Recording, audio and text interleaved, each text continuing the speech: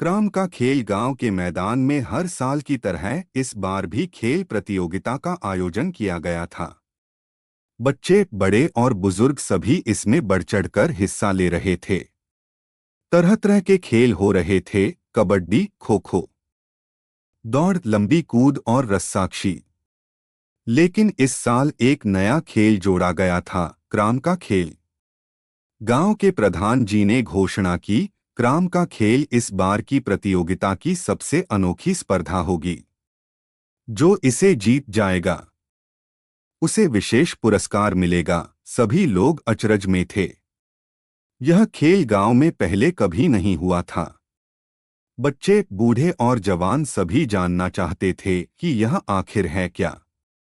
प्रधान जी ने हंसते हुए कहा, क्राम का खेल आसान नहीं, मगर इसे खेलने में बहुत मजा आएगा।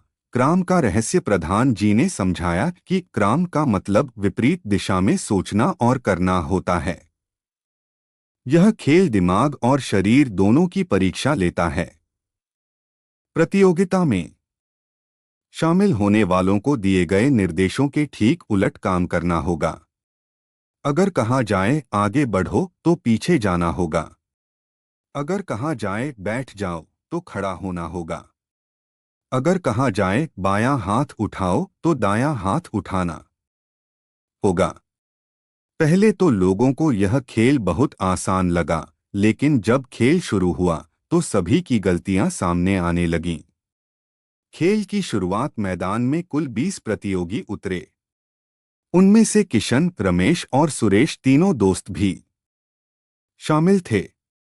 प्रधान जी ने खेल शुरू किया, दौड़ो। प्रधान जी ने आवाज लगाई। ज्यादातर लोग दौड़ने लगे, लेकिन कुछ ही प्रतियोगियों को याद रहा कि उन्हें विपरीत दिशा में चलना था।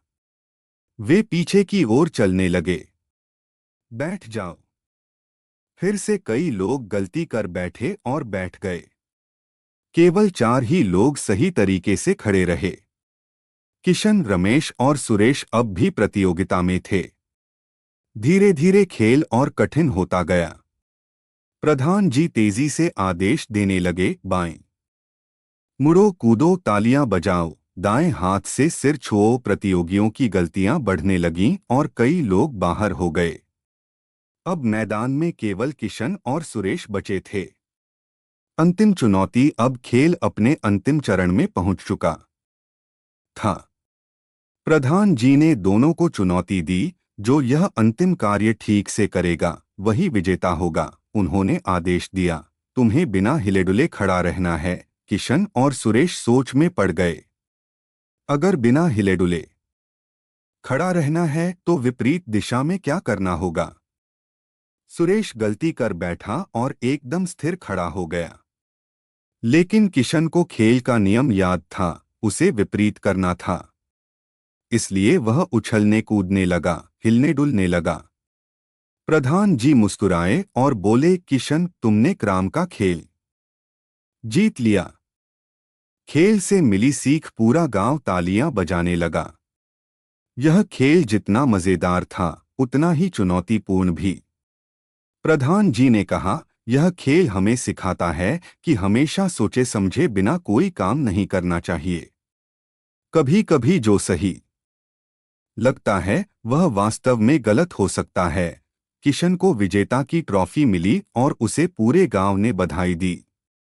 इस खेल को सभी ने इतना पसंद किया कि यह हर साल की प्रतियोगिता का हिस्सा बना दिया गया। निष्कर्ष, क्राम का खेल सिर्फ एक मजेदार प्रतियोगिता नहीं थी, बल्कि यह जीवन की एक महत्वपूर्ण सीख भी थी। हमेशा सोच समझकर फैसले लेना और नियमों को ध्यान से समझना बहुत जरूरी है।